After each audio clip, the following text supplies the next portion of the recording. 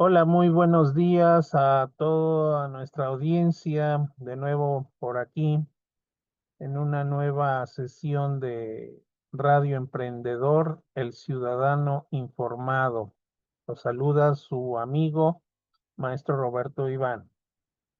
El día de hoy vamos a iniciar un nuevo tema que a mi parecer es un tema crucial, puesto que de alguna manera nos involucra a cualquier ciudadano que estemos al tanto de lo que sucede en nuestro país y de lo que sucede en el mundo, de no solamente estar informados, sino también participar de alguna forma de lo que está sucediendo en este caso del tema que les repito, vamos a iniciar a partir de hoy. Son un tema que hace mención sobre la encrucijada de la educación actualmente en tres apartados.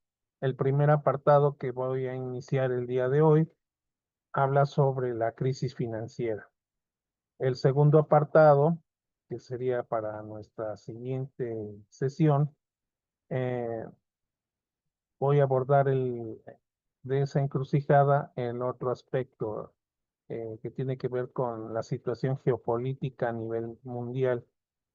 Y termino este análisis reflexivo con lo que está sucediendo en la cultura actual de la práctica del docente frente a grupo y de los docentes que están en las instituciones educativas.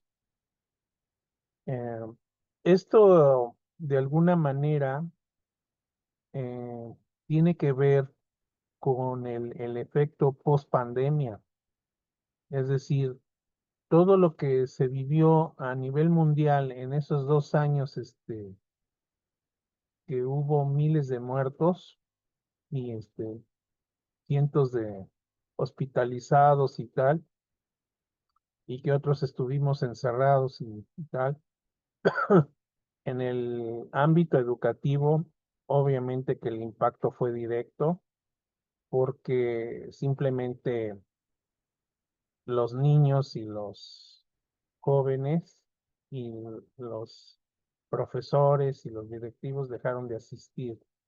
Se cerraron los planteles educativos y se vieron forzados a tomar a distancia o en plataformas en línea pues, los cursos, ¿no? Y en ese tiempo, organismos como la CEPAL, la propia UNESCO, el Banco Mundial, la OCDE, el Fondo Monetario Internacional y el Foro Económico Mundial, pues cada quien dio sus versiones y sus análisis y sus reportes. El día de hoy, 2025, hace unas semanas, la UNESCO sacó un documento, publicó un documento que está ahí en su página, lo pueden consultar ustedes sin mayor preámbulo, donde exponen que es parte de ese impacto post pandemia, ¿no?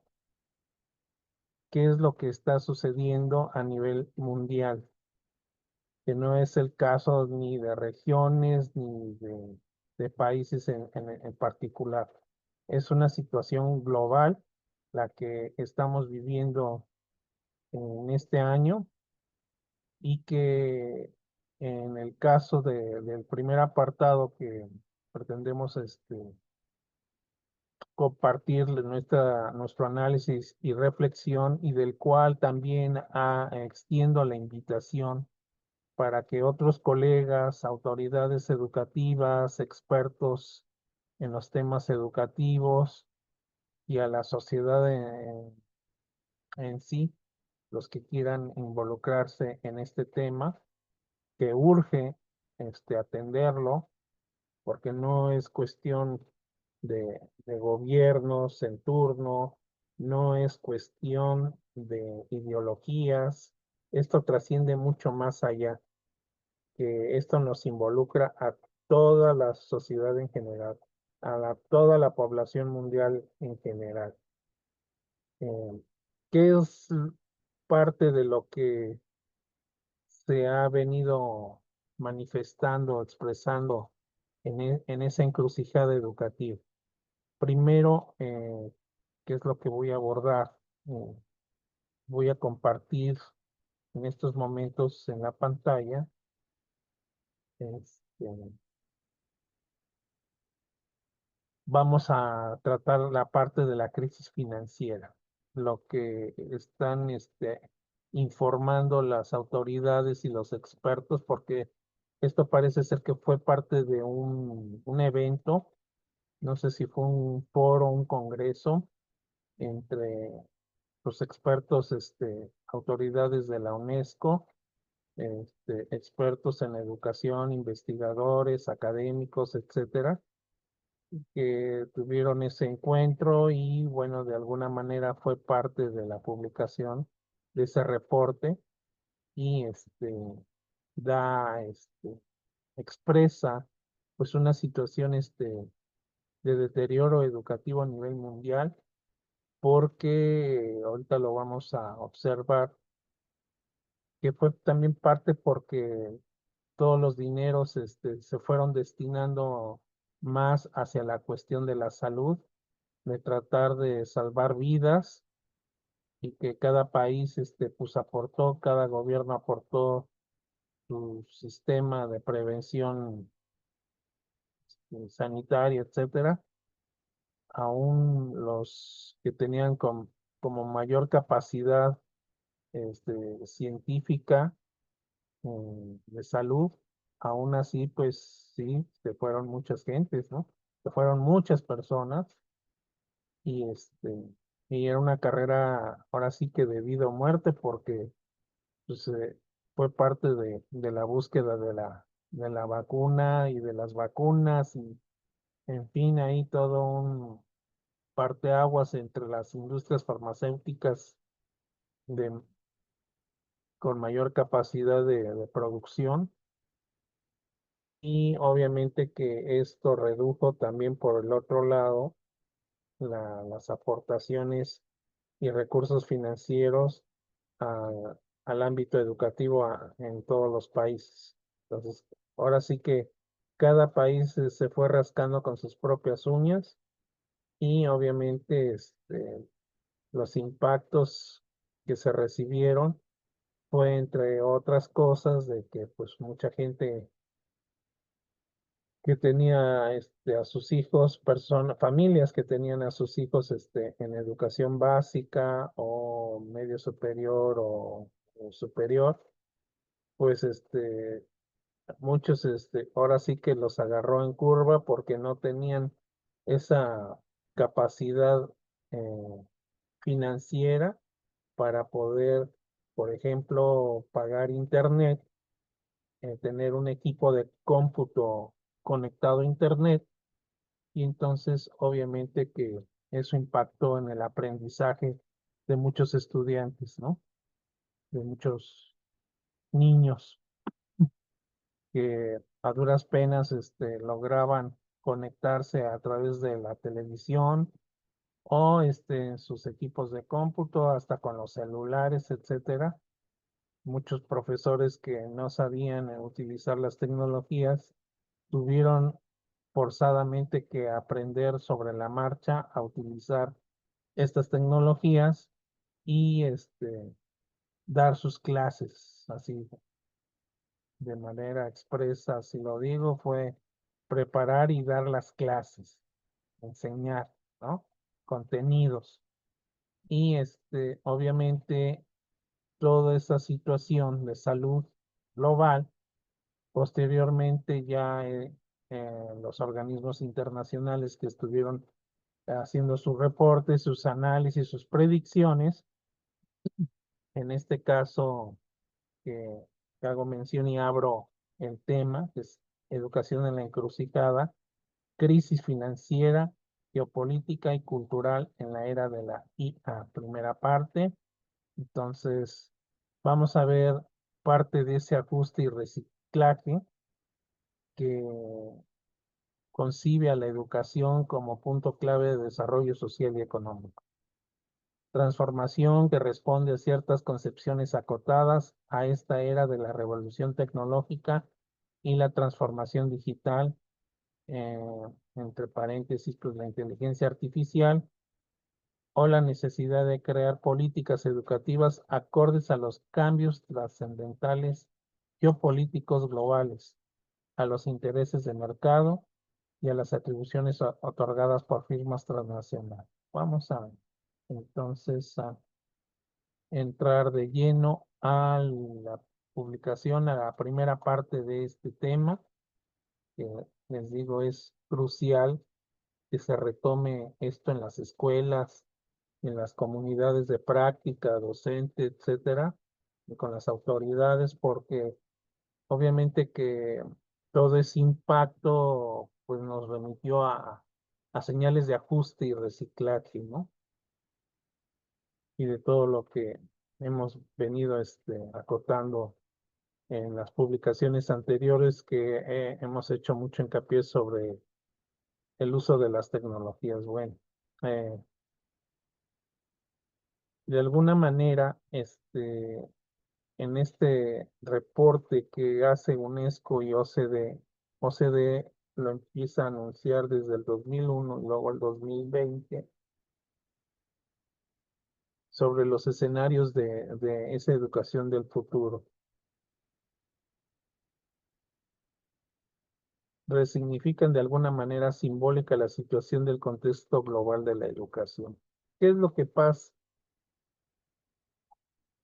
En el 2001, por ejemplo, la OCDE planteaba lo siguiente en eso que le llamó en la escuela para el mañana, que obviamente ya hubo una publicación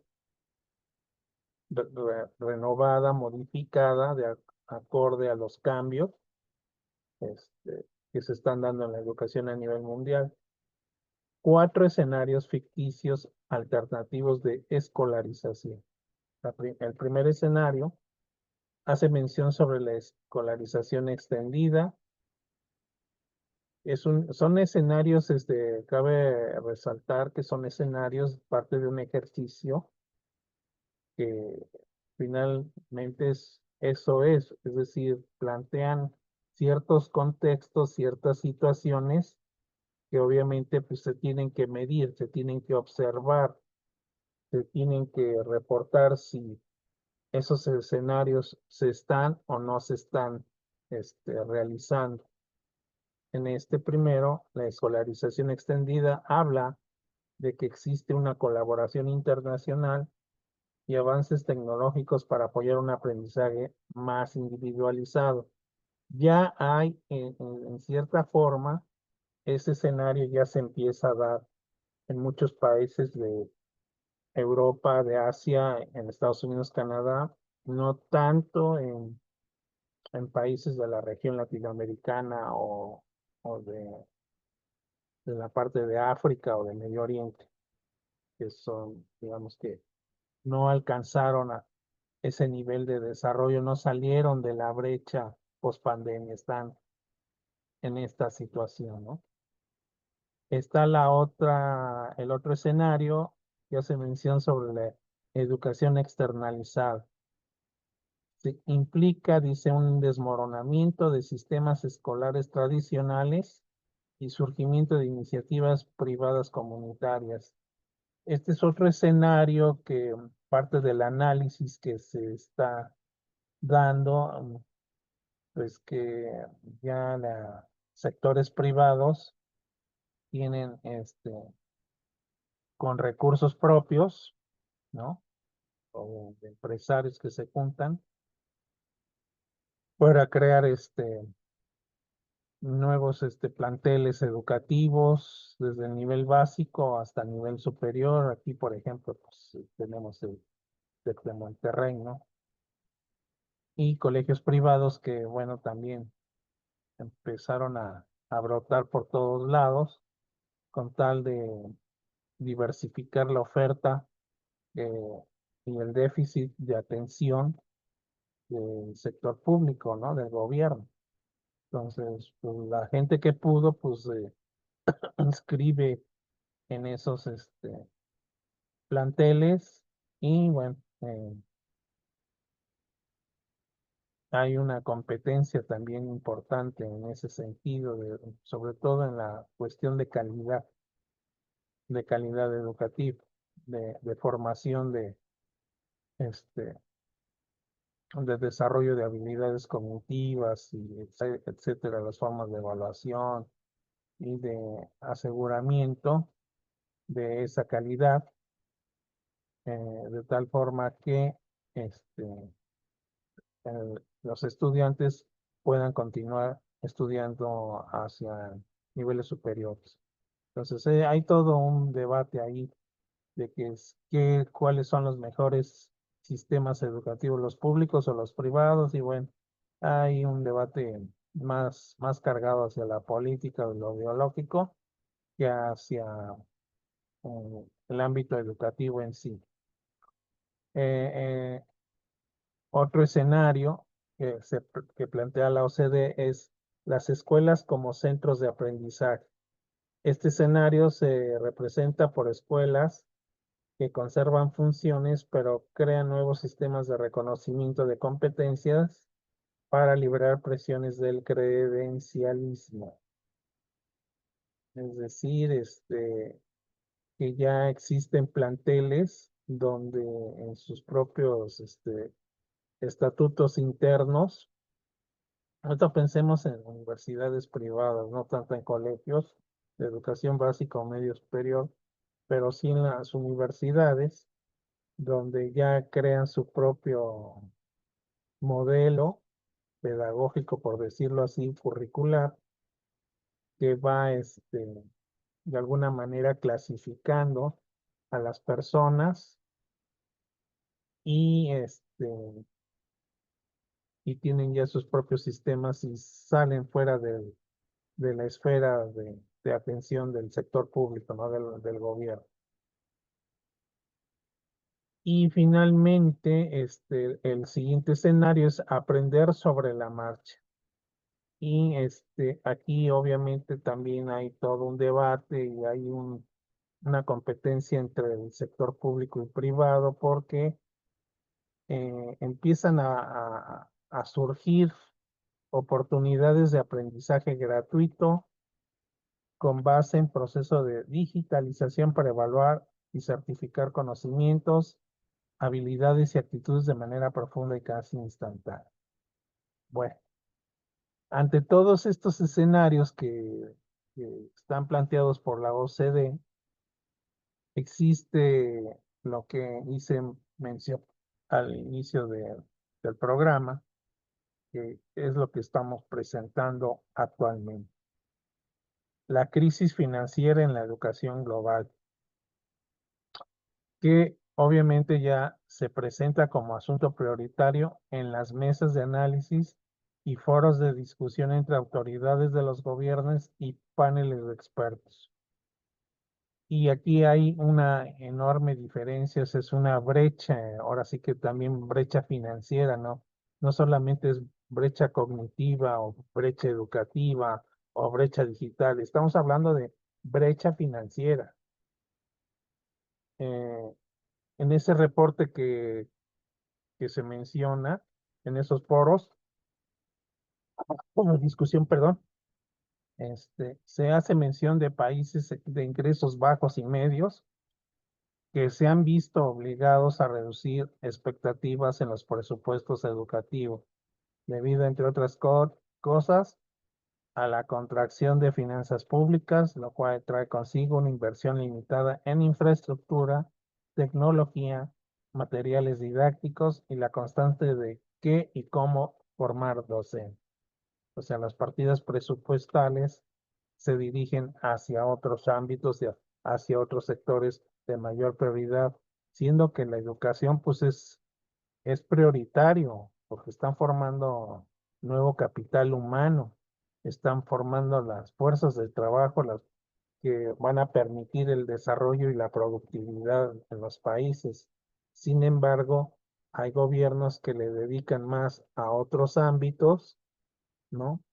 Y ahora sí que sus recursos financieros tienen otros intereses, intereses de cúpula, de regímenes, etcétera, ¿no? Y como inicié mi reflexión, es que fue parte de lo que deja la pandemia COVID-19, ¿no? Que de alguna manera yo me acuerdo, estuve revisando en esos momentos, sería por ahí del 2021, 22, la CEPAL, por ejemplo, que aquí no hago mención, pero la CEPAL sacó varios documentos, unos así como textos cortos de análisis donde hacía las proyecciones, en el caso de la región latinoamericana y del Caribe, pues pues bastante negativos, ¿no? O sea, ahora sí que la perspectiva y la prospectiva, más bien la perspectiva en el corto y mediano plazo, pues no tiene buenos anuncios, ¿no? Buenos avisos. Entonces, hay un desbalance financiero en las economías de esta región y que de alguna manera, obviamente, pues es insuficiente para poder atender a sectores más vulnerables de la sociedad. Entonces, ahí hay una situación muy importante porque, por ejemplo, eh, hay países donde han tenido que recortar los tiempos de clases, han tenido que recortar a la planta docente, o a los de apoyo técnico pedagógico los han tenido que pues recortar. ¿Por qué? Porque pues no hay recursos, ¿no? Y también otra parte importante es que parte de lo que se observó en los años de la pandemia, pues todo el mundo enclaustrado en sus casas y todo, después de la pandemia y que más o menos ya la gente empezó a salir, se empezaron a abrir los planteles educativos, se dio un fenómeno interesante, empezó a incrementarse la población de estudiantes que demandaban educación, ¿no? Pero otro aspecto que se menciona ahí en ese análisis, les digo, es de los foros de la UNESCO, eh, las actividades que antes se dedicaban al refuerzo del aprendizaje o para niños que tenían problemas de aprendizaje o de conducta, pues ya no, o actividades que tendrían que ver también con el desarrollo y la formación integral de los alumnos, pues tampoco ya se fueron quitando y pues eso impactó en el aprendizaje, ¿no? Está impactando en el aprendizaje. Hace un par de días me acuerdo que me encontré con dos profesores, un profesor que fue mi hijo en la secundaria, y le pregunté que cómo veía las nuevas generaciones. Y dice que, pues, como muy desinteresadas de su formación, muy responsivos, poco participativos, poco interés por el aprendizaje, o sea, no tanto el estudio, el aprendizaje en el aula, y que muchos de estos estudiantes, de estos alumnos, pues provienen de familias muy jóvenes. Es lo que me hizo esa observación el profesor, y que, bueno, pues fue parte también de mucha gente que, como no tiene suficientes recursos para poder inscribir, matricular a sus hijos en colegios privados o universidades privadas, pues optaron eh, por las instancias públicas, pero pues los profesores no se dan abasto, ¿no? O sea, porque son demasiados alumnos y ya lo vamos a ver en el tercer apartado, no quiero adelantar, de la carga administrativa burocrática que tienen los docentes que enfrentar en su día a día, en su, ahora sí que en su cotidianeidad laboral. Entonces, y que haciendo mención de nuevo con lo de la pandemia, pues sí, efectivamente muchas familias no logran poder cubrir los pagos que tienen que ver con transportes, materiales, colegiaturas, etcétera, etcétera. ¿Y qué es lo que ha provocado, según este informe? Y ahorita voy a hacer mención del Foro Económico Mundial. Pues que ha incrementado la deserción escolar porque no existen esas condiciones socioeconómicas. Por ejemplo, este fue de hace unas semanas, bueno, un mes, 2 meses. El Foro Económico Mundial se vuelve a reunir en este año y se marcó en las mesas de discusión y en las conferencias magistrales sobre los retos globales de la educación asociados a estas dinámicas de desigualdad, desempleo y falta de oportunidades para los jóvenes en los países de la región sur del planeta, lo cual está ya agravando la complejidad del cambio y se espera realizar en los próximos años. Ahorita hago mención porque pues, la UNESCO y Naciones Unidas están pues, con el proyecto de Agenda 2030 y se están dando cuenta que, bueno, pues de manera inesperada surge la pandemia, entonces ahora sí que hubo un reciclaje de todo, entonces también ya se están dando cuenta que muchos países no están cubriendo en su totalidad los puntos de la Agenda 2030 y en el ámbito educativo, pues no se diga, hay muchos países que su PIB, su Producto Interno Bruto, no responde a los requerimientos que demanda Naciones Unidas, la UNESCO, con respecto a las inversiones que se tienen que activar las, para tener una educación de calidad. Entonces, muchos países, entre ellos México, no han logrado tener esos estándares. Y estamos, bueno, está ahora sí que los últimos de la fila, y eso obviamente lo pueden observar nuestros audiencia viendo las estadísticas de la OCDE o de Naciones Unidas, pero específicamente de la OCDE, también este Banco Mundial, para que vean dónde se encuentran los países de América Latina, especialmente el caso de México, ¿no? Dice en este foro, el sur global se enfrenta a una paradoja. Dice, por un lado, una cosa curiosa, que no, esto solamente se estaba dando ya en Europa, pues ahora ya se está empezando a dar en los países del sur global. Disminución de las tasas de natalidad, una marcada explosión demográfica de jóvenes entre 23 y 29 años de edad que están intentando incorporarse al mercado de trabajo, pero no muestran capacidades ni habilidades certificadas de acuerdo a los requerimientos de las empresas e industrias que ofertan espacios de trabajo. La UNESCO, por su parte, plantea que la crisis financiera en la educación representa una amenaza a los logros objetivos de la Agenda 2030, los que hice mención hace rato, el objetivo 4, que es educación de calidad. No se está logrando dicho objetivo. Y esto dice, se estima porque hay una pérdida potencial a lo largo de la vida de los estudiantes.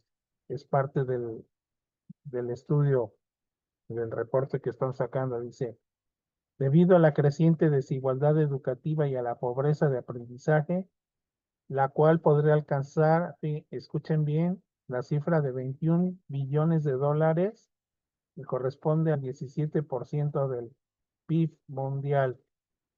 El impacto de dicha crisis está relacionado con la pérdida de ingresos a lo a largo plazo para los individuos y a la economía, debido a la falta de acceso a la educación de calidad. Esto trae en consecuencia, obviamente, que, como hizo mención hace ya tiempo la OCDE sobre el modelo de competencias, la educación por competencias, que a muchos países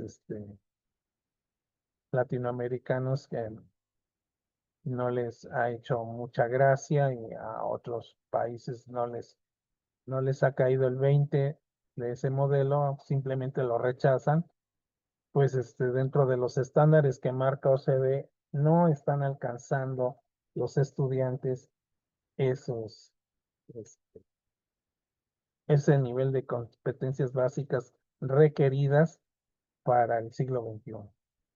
Entonces, y especialmente, obviamente, hacen hincapié y señalan a estudiantes que provienen de entornos vulnerables, de ingresos bajos y medios, donde se reflejan pocas oportunidades de desarrollo personal y profesional.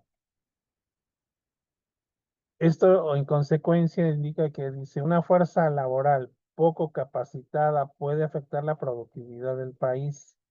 El crecimiento económico se reduce a obtener oportunidades de innovación.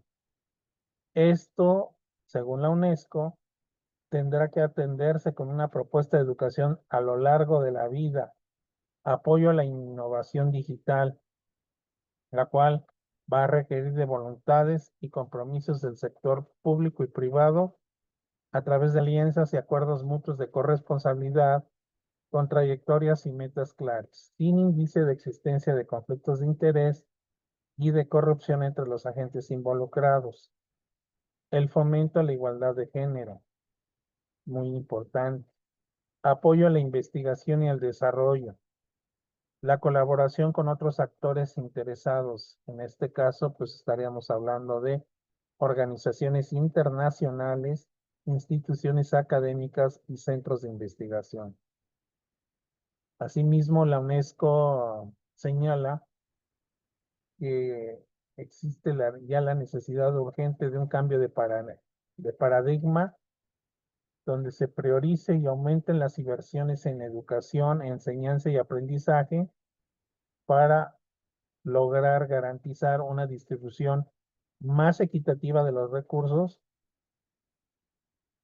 que esto expresado en lo que indica la brecha de financiación anual es de 97 millones de dólares. Nada más hagan cuenta en pesos, en sus monedas nacionales, para que los países alcancen el objetivo de desarrollo sostenible, la ODS 4 para el 2030. O sea, la fecha está estimada al 2030 y pues muchos países están enfrentando serios problemas internos, sobre todo para poder alcanzar esos estándares de competencia que se están requiriendo a nivel mundial. Y más hablando de la era digital, de la inteligencia artificial ahora, agregando eso, porque obviamente todavía no lo tenían contemplado cuando crearon en esos foros eh, la Agenda 2030, ¿no? Pero hay otro aspecto que lo pretendo desarrollar para nuestro siguiente programa, porque es un apartado que requiere otro tipo de tratamiento que de alguna forma está vinculado. Nos vamos a dar cuenta que la encrucijada educativa a nivel mundial, tanto la crisis financiera como los conflictos geopolíticos, de alguna manera también están concatenados con el impacto en la cultura del docente a nivel mundial y sobre todo de los países con bajos y medios ingresos. Está repercutiendo de alguna forma en su estado mental y emocional de los docentes. Ya lo vamos a abordar en el último programa del tema. Nos vamos a dar cuenta y que inclusive el día de ayer me puse a indagar bibliografía de, de las investigaciones y estudios sobre impactos en la docencia sobre la inteligencia artificial, la incorporación de la inteligencia artificial en los procesos de aprendizaje, etcétera.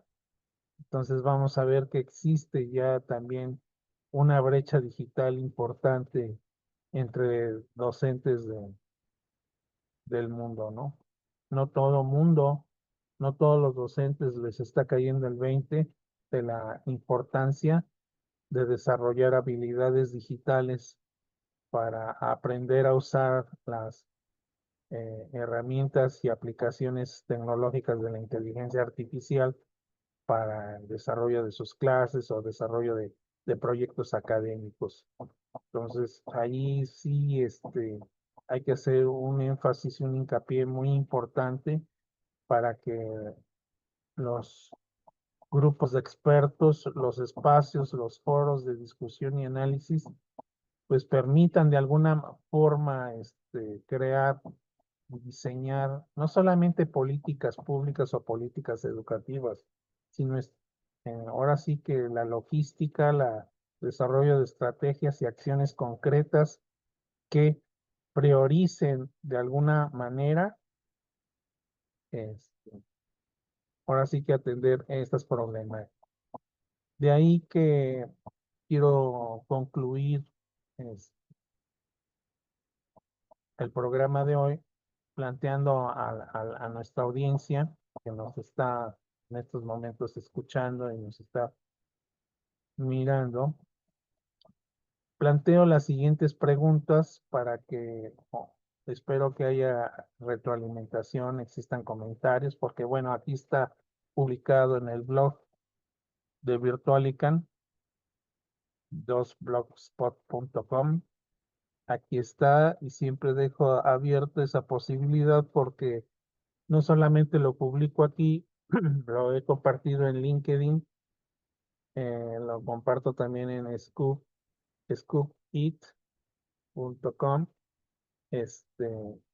porque dejo abierta esa posibilidad de que exista un espacio de reflexión común que permita de alguna manera no solamente resignificar y revalorizar lo que se está perdiendo, lo que se está desgastando de este paradigma educativo, porque muchos países en ese sentido, eh, aporto este punto, siguen viviendo en el paradigma del siglo XX, inclusive hasta del siglo XIX, XVIII, y no han logrado todavía hacer el giro, el cambio de paradigma, no lo han logrado realizar.